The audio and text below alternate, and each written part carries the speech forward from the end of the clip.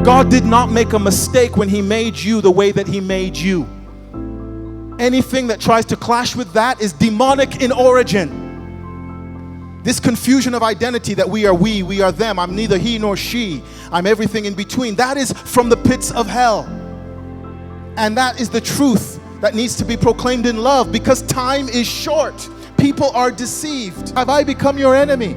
Because I tell you the truth, a person with pure motives and real friendship does not always say things that are pleasant to hear. The title of my message today is The Danger of Speaking the Truth Without Love. The danger of speaking the truth without love. Something that I've said that I'm going to do, and I have been doing this for some time now, is whenever we get into holiday time, we get into deeper content, deeper subjects, because the student body has gone. So we do more mature messages during the holiday time, and I want to stick to that routine. And this is just the beginning, speaking the truth in love. I want to start with a testimony, something that happened last week. Every night, my wife and I try to read our children to sleep. We have, they're reading books, and they have also 3 children's Bibles, and they've had these books all of their lives. I mean, you can tell that these books have been well read because they're starting to fall apart. And these are stories, just the creation story, Noah's story, Daniel in the lion's den, David and Goliath, the birth of Jesus, with pictures and everything. And we've been going through these books time and time again ever since Benji was about 6 months old. Yes, he could not understand many of those words at that time, but we still read them, these Bible stories, to him to make him familiar with scriptures. Well, last week we were reading about John the Baptist baptizing his cousin Jesus, and Benji, I forgot my son's name, Benji, who was very familiar with this story, he is in the phase of asking questions, and he said, well, what is baptism? And we explained what baptism was to him, and then he said, I want to be baptized. And then we said, okay, Benji, you have to first be a believer in Jesus Christ. And then he said, okay, I want to believe in Jesus Christ. And you know what? That's the most beautiful sound that has ever come out of his mouth, in my opinion. It's replaced the first most beautiful sound that ever came out of his mouth, which was the first cry that he cried when he was first born. But he says, I want to believe in Jesus Christ. Now, of course, he's in the age of innocence. He's not in the age of accountability. Sarah and I have discussed this. He's probably not going to be baptized until he's around 10 years old, because he has to be old enough to know what's going on. He has to be old enough to understand it. But he can still respond to Jesus Christ. Even at this age, he may not fully understand it, but we're going to continue to explain it to him about what it means to be saved. We're going to continue to minister to him. But the point that I'm trying to make is, we've brought him to this place, loving him to this place with truth.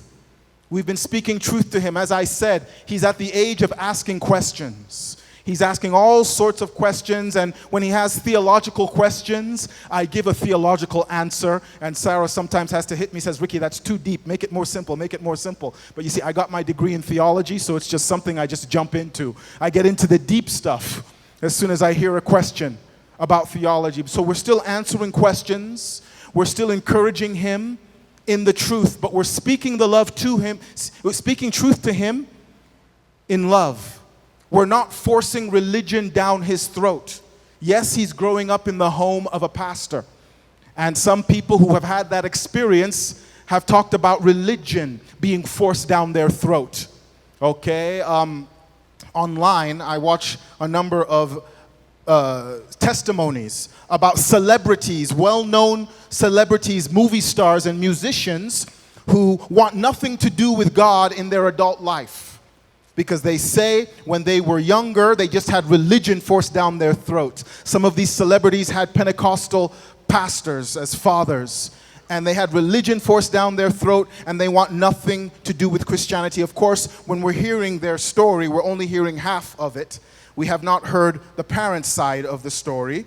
And but if some of what they have said is true about when they were growing up and they were being exposed to the things of God, then yes, Some of it is true. They had religion forced down their throat. They did not have relationship with God through Jesus Christ represented to them. It's not an excuse. It's not an excuse for them walking away from God, but yes, they may have had religion forced down their throat, which has caused them to have a sour taste towards Christianity. But with these celebrities as well, I sometimes listen to their understanding of what they think Christianity is. Let me just throw some names out there. Oprah Winfrey, okay? Her testimony, or should I say her thoughts. We know who Oprah Winfrey is, yes? Some of us? Some of us don't know. Okay, my goodness. Okay, some of us, we need to watch more than just Nigerian movies, okay? All right, but she's a very famous lady, probably the richest woman in America, unless that title has been taken, but she's a talk show host. And her thoughts about Christianity are online, but when you listen to what she thinks about Christianity, it's easy. If you have just a basic understanding of God's word, it's easy to see that she's off. She doesn't truly understand what true Christianity is, okay? She doesn't understand what real Christianity is. Her understanding of Christianity is faulty. Yes, she may have had religion forced down her throat instead of relationship with God through Jesus Christ being presented to her, or maybe she has had it presented to her by someone but has chosen to reject it. Her heart, it may be hard. And we're all at different journeys on our way to the cross. So however it works out, was the truth spoken in love? That's what we're talking about today. The danger of speaking truth without love. Some of us may have had religion forced down our throats, like these celebrities that I've been talking about. Some of us may have had an faulty, an incorrect representation of Christianity presented to us. It wasn't truth. But there is a danger in speaking truth without love, and we're going to talk about that today. This is an area that I have struggled in, that I've made mistakes in. I've been convicted by the Holy Spirit in. I've repented in this area, and I'm trying to do better in this area. I have not always spoken the truth in love, because sometimes the flesh gets in the way. Okay? Sometimes emotions get in the way. And what I may be saying may be truth, but the way that I present it is not loving. What I'm saying, the content of my speech may be solid truth, but the way I present it is just not loving. Truth and love work hand in hand, and they complete one another. People who love the truth, there are people who love, but truth is not the motivation behind it. There are people in the world today, I'm going to go back to celebrities, okay? They have great love, they have great compassion for people who are suffering. But truth, the truth, Jesus, who is the way, the truth, and the life, is not the motivation behind that love. How many of you have heard of the actor George Clooney? George Clooney, okay? He's a famous actor, very active with many charity works in South Sudan. How many of you have heard of Madonna? You guys need to get out more, okay? You really do, okay? Madonna, she's a secular singer involved in all sorts of funny things. Adopted an African child. I don't remember which African country she's active in. And how many of you have heard of Angelina Jolie? Okay? Yeah, okay. Some of you more hands, all right? She's an ambassador for the United Nations. My father's hand didn't go up for any of those names. I don't know why. Someone needs to educate him on these people, okay? But she's an ambassador for the United Nations. These people have great compassion. They have great love for people who are suffering. But what's the motivation behind that love? Is truth fueling that love?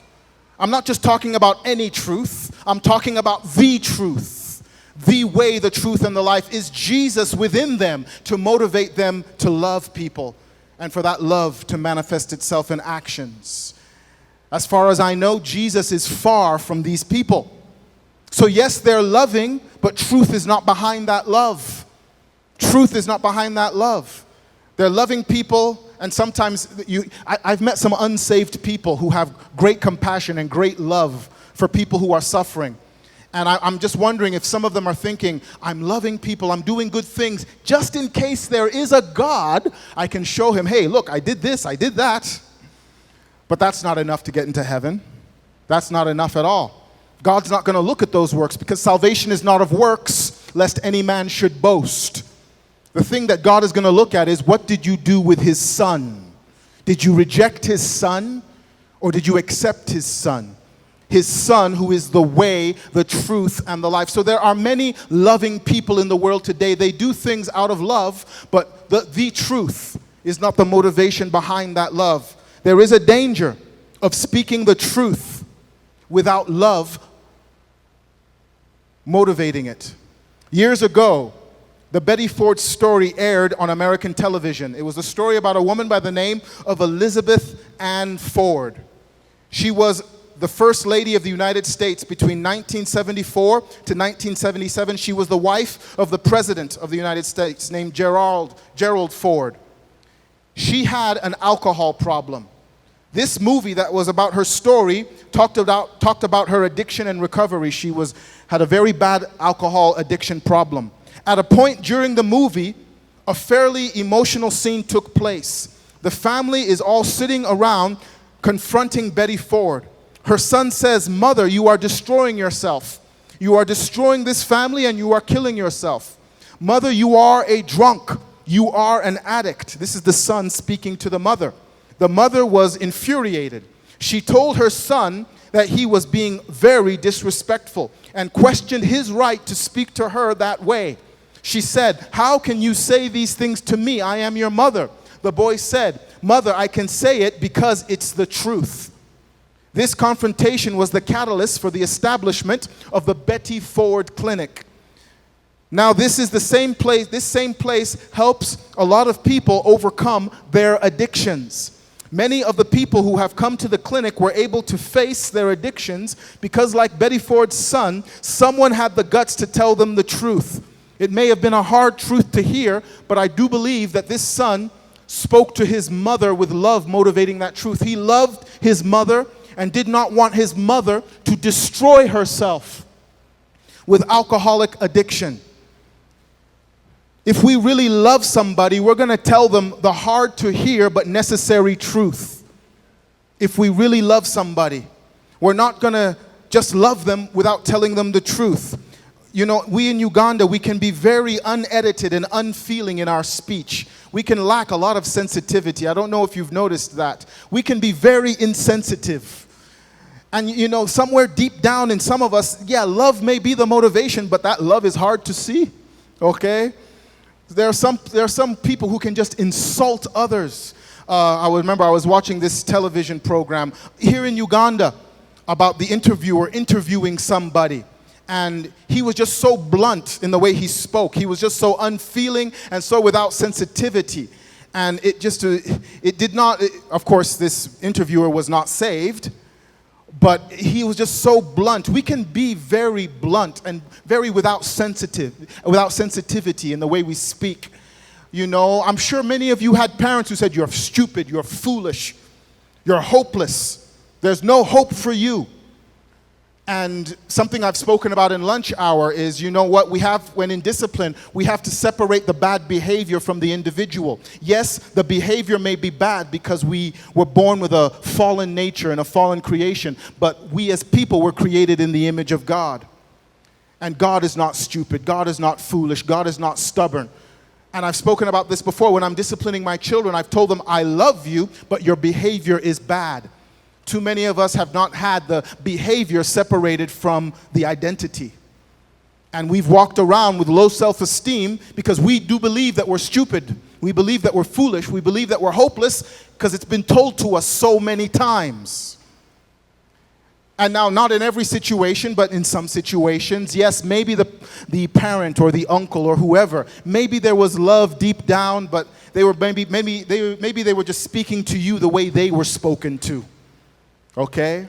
Maybe they were disciplining you the way they were disciplined, and the person was not separated from the behavior. So we really do need to watch our speech. Yes, we speak the truth, but we have to speak the truth with love as its motivation. Ephesians chapter 4, verses 14 to 15 reads, "And we should no longer be children, tossed to and fro and carried about with every wind of doctrine, by the trickery of men, in the cunning craftiness of deceitful plotting. But speaking the truth in love may grow up in all things into him who is the head, Christ." Speaking the truth in love suggests that all that believers say or do should be honest and true, and said or done in a loving manner. God wants love to be our motivation with everything. And this love is balanced. A few Sundays ago, I talked about, letting your love abound with knowledge and depth of insight. Love people, but don't throw common sense out the window. But love has to be our motivation with everything that we say and do as Christians. At some point, we may have heard, you must speak the truth in love. How exactly do we do that, and why? Here in the scriptures, we are instructed to speak the truth in love. So often we get this wrong. We get this wrong on social media. We get this wrong in our churches. We get this wrong in our families. I was just talking about that. And the damage can be catastrophic. Some people, some of you guys under the sound of my voice, are walking around with zero self-esteem because of words that were spoken over you, words that were spoken to you. And love was not the motivation. It was just to punish you. So words do matter. Words can cause damage. You've heard this saying, sticks and stones may break my bones, but words can never hurt me. Have you ever heard that saying before? That's not true. Words can do much more damage than sticks and stones. Words can completely destroy someone's self-esteem. We have to get this right if we want to be effective in conveying the truth. We have to get this right. We have to speak the truth in love. I was sharing this message with Sarah during the week because she doesn't get to attend services because she's dealing with Sunday school. She always asks me what I'm going to preach. I give her a summary. And she tells me about some of the stories from her life that fit into the message. And she said how she was in Masaka. And there was this girl who said, you know what? I tell people the truth. If their clothes are ugly, I tell them your clothes are ugly. But I say it in love. If their hair is not good today, if they're ugly today, I say you're ugly. But I say it in love. All right? And I know the girl. I've met the girl that she was talking about. And this girl, she is not really close to Christ, let me tell you. Okay? But that's not love. She may think it's love. She may say she's saying it in love. But that's just being nasty. Okay? But now someone might say, well, Pastor Ricky, how different is that from Jesus and his interactions with the Pharisees? He called the Pharisees sons of the devil. He said they were a bunch of snakes. He said they were a cup that was washed on the outside but not the inside. Jesus said that prostitutes would make it into heaven before they did. Well, Jesus' motivation was very different from this girl that I just described. His motivation was love. Jesus doesn't have love, he is love. Everything that he does is motivated by love. He wanted to shock these men out of their proud behavior because they were used to being worshipped. These Pharisees and Sadducees, they were used to people saying, oh, the man of God, the man of God, the man of God. A big problem that we have in the church today. We worship men more than we worship God. The man of God, the man of God, the man of God. Jesus wanted to shock them out of that behavior. Jesus loved the Pharisees, believe it or not. He loved the religious leaders as much as he loved everyone else. But he spoke to them the truth to shock them out of their proud behavior. So that's the difference between Jesus and this girl who said she was speaking the truth in love. No, love was not really her motivation. It may have been what she said, but it wasn't. So to love the lost like Jesus, we need to move in closer. Who did Jesus get criticized and killed? Who did Jesus get criticized by and for hanging out with? Jesus got criticized for hanging out with prostitutes, with adulterers and tax collectors. Who did Jesus pick to start the church? Peter, who was an ear slasher and a 3-time Christ denier. Who did he choose to write most of the New Testament? Paul, a terrorist. In order for Mary Magdalene to receive the life-changing grace of Jesus Christ, he had to come in contact with her. He had to speak to her. Jesus treated this demon-possessed woman with compassion and dignity despite her life choices. He treated her with love with love before her heart changed, while she was still living in sin. Jesus treated these people with love before their heart changed. When all the religious leaders of his day walked by these people without saying a word, afraid that they would be tainted by their immorality, Jesus didn't. He embraced her. His love changed her, and he vowed to tell her story with his, wherever his story was told. And her story is in the Gospels with Jesus' story. But she never would have had a story to tell if he hadn't first reached out to her with his love and kindness. Jesus was known as a friend of sinners. He hung out with people the religious leaders did not want to be around. He loved sinners. Love motivated everything that he did. When he spoke in truth and love. And he could be in contact with these unsaved people, and he could be the influencer in the relationship without being influenced by them. This is something I've spoken about before. Is it wrong to be friends with an unsaved person? No, it's not wrong. But a problem comes when in your friendship with an unsaved person, they influence you more than you influence them. And you have to be careful how close you do get, what type of agreements you do have. Bad company can corrupt good character. But Jesus, in his contact with these people, he was not influenced by them. He was the influencer. And love motivated it all. To speak the truth without love is harmful. To share truth through love gives life. There's a man from American history named Paul Reeves. He was an American silversmith, engraver, an industrialist, and a patriot. He loved his country. He is best known for his midnight raid to alert the colonial militia in April 1775 to the approach of British forces. This is before America got its independence from England. He is seen, this man named Paul Reeves, he is seen as a hero because he feared the British and he cried, "The British are coming, the British are coming," to sound the alert. Paul Reeves' concern was not popularity. It was sounding a warning because he took seriously the coming of the British. God is coming. We have to take that seriously. His justice is coming. His wrath is coming. Being cute should not be our first concern. Our reputation should not be our first concern. If we truly love the people around us, we need to tell them Jesus is coming. Get right with him. Get right with God. Love has to be the thing that motivates us. Reeves was motivated because he loved his country.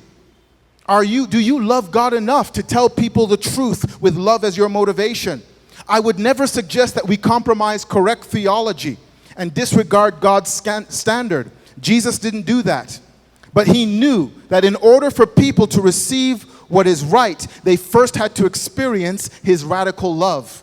Consider this. Jesus did not address the fact that Zacchaeus was a thief first. First, he went to Zacchaeus' house and had dinner with him. No one else would. This is in Luke chapter 19. Jesus did not address the fact that the woman at the well, the Samaritan woman, was in sexual sin first. First, he had the conversation with this foreigner, who was considered too filthy for Jews to be around, and offered her living water.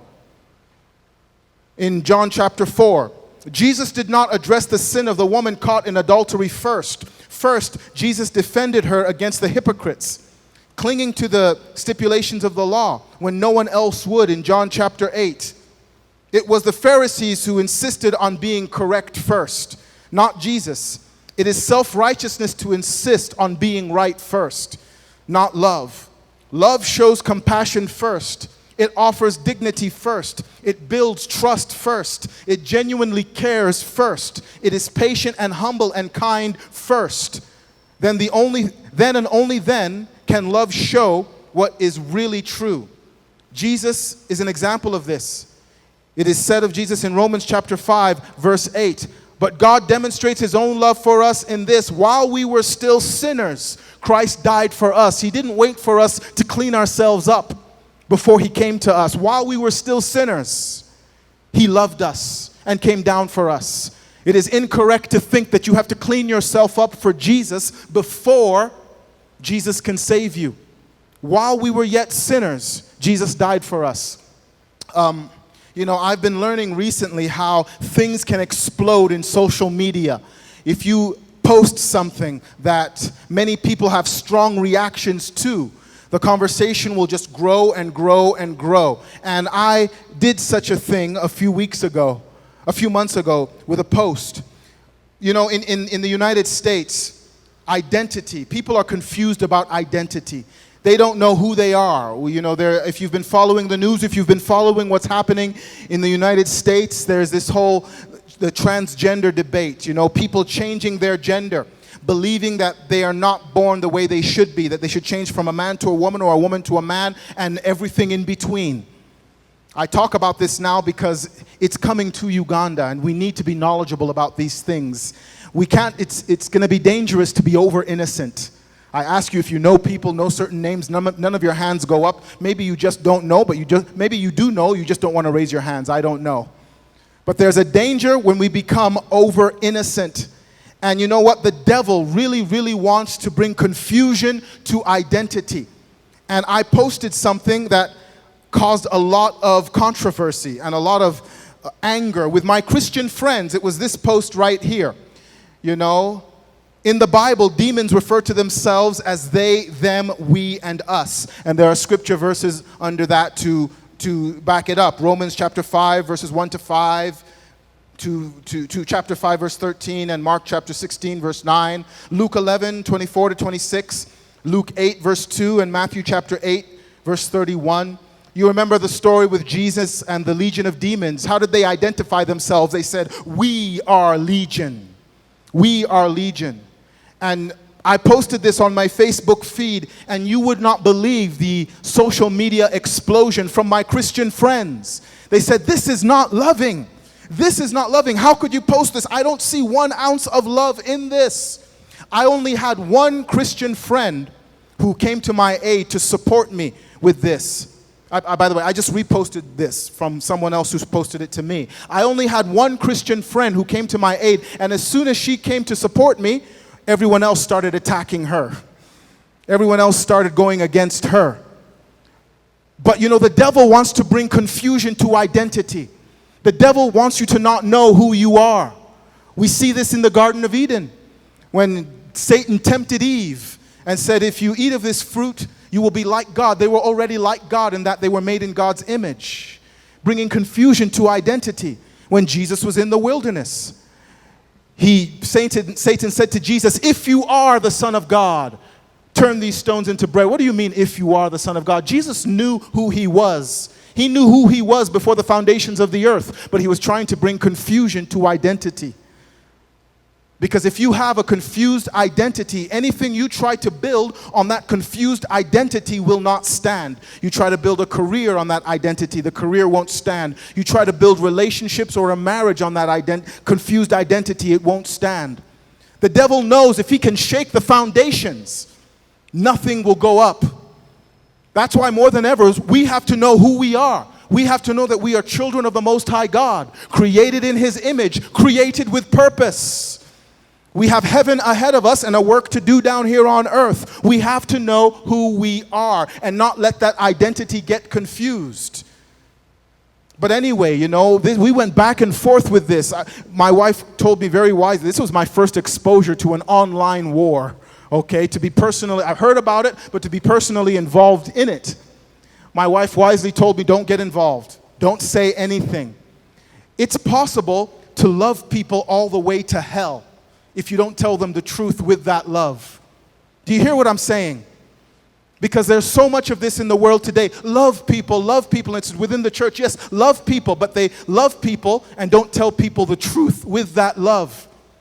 You can love people all the way to hell. That's not love.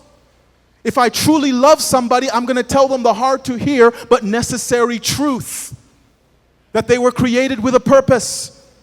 God did not make a mistake when he caused them to be born the gender that they were born. Like I said, this is going on in the West, but as I speak, I believe it's in this country, or the influence of it is in this country. We must be knowledgeable. God did not make a mistake when he made you the way that he made you. Anything that tries to clash with that is demonic in origin. This confusion of identity that we are them, I'm neither he nor she, I'm everything in between, that is from the pits of hell. And that is the truth that needs to be proclaimed in love, because time is short. People are deceived.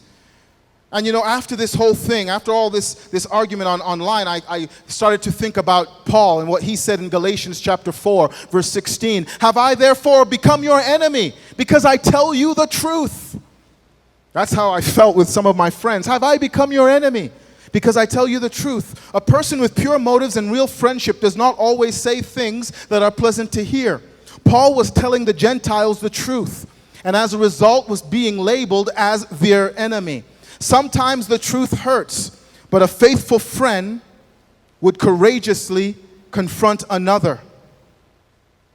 If you really love somebody, you're going to tell them the truth. This verse is not up there, but Proverbs chapter 27, verse 6. The wounds of a friend are given in good faith, but the kisses of hater are false. That's Proverbs chapter 27, verse 6. Many people are kissing people in their sinful state instead of loving them enough to tell them the truth. And it's got to stop, and it cannot happen from the pulpit. We have to love people enough to tell them the hard to hear but necessary truth if we truly love them. Gospel-filled love cares more about people than reputation. What does a Christian accomplish by refusing to have a public conversation with a non-Christian? Certainly not the kind of faith the Lord exemplifies. That's not the kind of faith the Lord shows. Jesus cared nothing for his reputation. He cared about people. All people of every race, nationality, gender, and sin persuasion. You don't deny who God is by sitting down with sinners. Remember, Jesus was a friend of sinners. He was attacked by people because he was a friend of sinners. You don't deny who God is by sitting down with sinners. We deny who God is when we avoid them out of dislike or a lack of mercy and fear. When I was in high school, I lived an hour away from a place called Reno, Nevada. Before I get into that, how many of you have heard of Las Vegas? How many of you heard of Las Vegas? Okay. How many of you know what takes place in Las Vegas? Okay. Another name for Las Vegas is Sin City. Okay, prostitution takes place there. Gambling takes place there. All sorts of things. Well, if Las Vegas is Sin City, Reno is the little brother of Las Vegas, okay? Reno has a lot of gambling and all sorts of stuff as well. When I was in my youth group, when I was in school, we would go on the streets of Reno and we would witness, we would evangelize to people, we would share Jesus with people. And yes, where we lived and our church was about an hour away from Reno, but even if a church member saw us on the streets of Reno, they knew that what we were doing there. They knew that we weren't indulging in gambling and things like that. They knew we were there for the purpose of sharing the gospel. We were under very good teaching when we were in that church, and we were in one spirit. Okay, not all the time, but we were in one spirit. So I never had to worry about someone from the church seeing me on the streets of Reno. Now, let's come to Uganda, okay? This is something that my wife shared with me. Confirm with me if this is true about the culture. You cannot, in Uganda, stand outside of a club to witness without going into that club and showing your dance moves. You cannot talk to a prostitute about God without sleeping with that prostitute in Uganda. You cannot stand outside of a bar to witness for Jesus Christ without going into that bar and drinking like a fish. And heaven forbid that someone from church drives by or walks by you in one of these places and they see you, and then they take that information back to the Lugambo commandos in church and they say, did you know I saw so-and-so at the club? They were on the streets of the club. They were dancing to the music, I could tell. Do you know I saw so-and-so talking to a prostitute? It's like he was sleeping with that prostitute right there on the pavement. You know, I saw this guy, this member of the church, witnessing at a bar. Yes, I just passed by for less than a second, but I could swear I smelt alcohol on his breath, you know? Is that what would happen? Yes? You don't, in Uganda, the culture is against that. You can be there with the purest of motives. You could be outside of the bar truly to evangelize. You can be talking to the prostitute because you care about her eternal soul. You could be outside of the club, not to party in the club, but to share the truth. But our culture here will see something different. Am I speaking the truth? Your reputation will be in jeopardy if you're seen in one of those places. But Jesus was a friend of sinners. When you understand that, if you're in that situation and your motives are pure, remember Jesus. He hung out with sinners. He hung out with prostitutes. Not to join in their behavior, but to share the truth with them in love. He knew the culture, because the culture then was very much like the culture today. You're with a certain group, you're in a certain place, your reputation is gone. Ancient Israel, ancient Jerusalem was very much like Uganda, okay? The culture was the same. But we have to be less concerned about our reputation and more concerned about the fate of someone's eternal soul. Because that's more important than our reputation.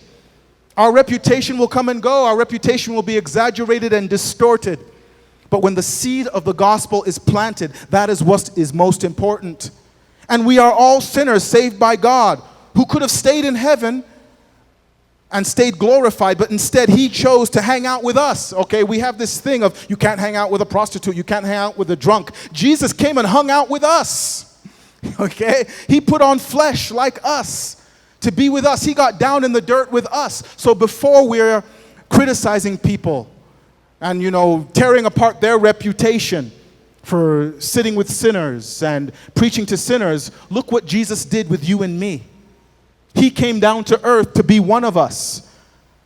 How then can we insist on others being clean before we will honor them with our presence? We can't. The Apostle Paul, a Christ-killing terrorist, before he met with Jesus' love, made it clear. As Christ's followers, we are not to judge the world. 1 Corinthians chapter 15, verse 12. That is God's job, not ours. We do hold those within the church accountable and point them to God's standard, but we are to love those outside of the church as he does. Some of us have, like I said, the culture in ancient Jerusalem is very much like the culture in Uganda. We've become so concerned with our reputation, we're not sharing the truth with the people who need to hear it because we don't want to be seen with them. We don't want to be seen with them if it gets back to church.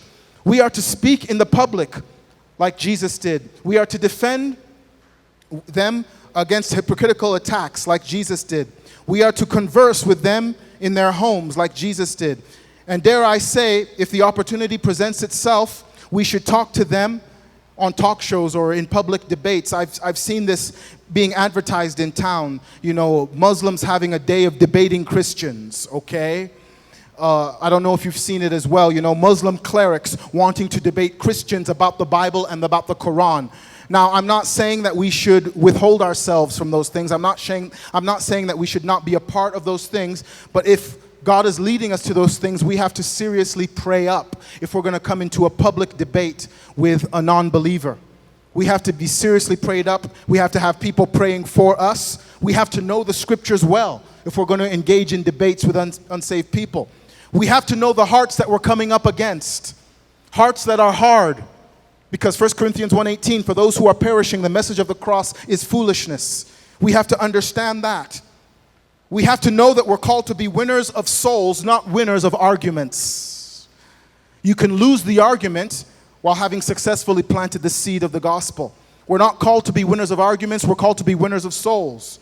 We are to plant the seed of the gospel. And we have to remember salvation is of the Lord. Love must be our motivation in our interaction with the unsaved. Love must be our motivation. We don't withhold ourselves from them, but we engage as Jesus did with love as our motivation.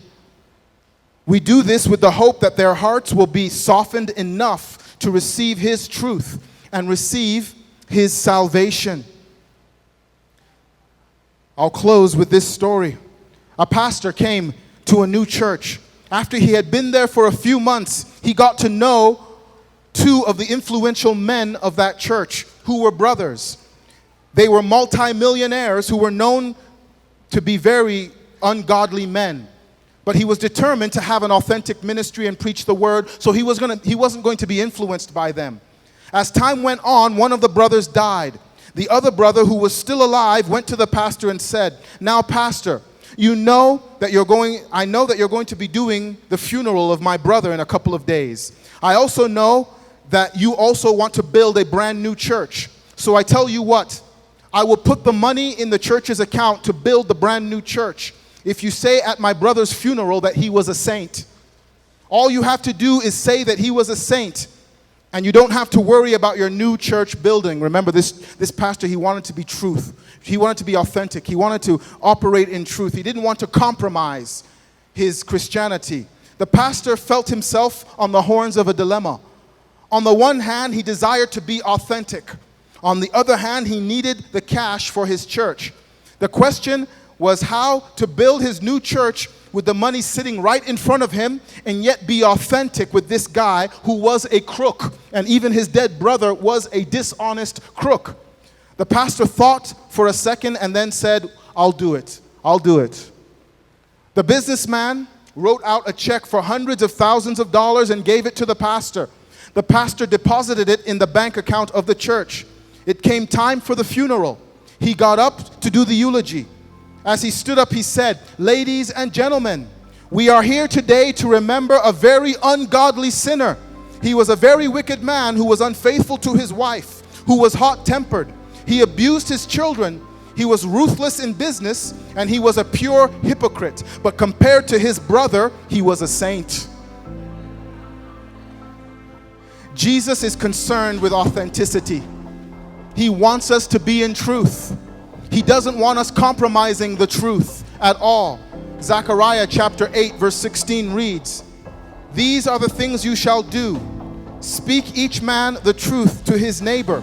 Give judgment in your gates for truth, justice, and peace. Love people, but let that love be with truth at the same time." Don't compromise the truth. If you truly love somebody, you're going to tell them the complete truth. Thank you for joining us. We pray that you have been blessed. Join us in fellowship every Sunday 10 a.m. and 11:15 a.m. on Musajalumba Road next to Eagle's Nest Secondary School as we celebrate Jesus, our risen King. You can also check us out on Facebook at Elam Evangelistic Church and on YouTube. God bless you.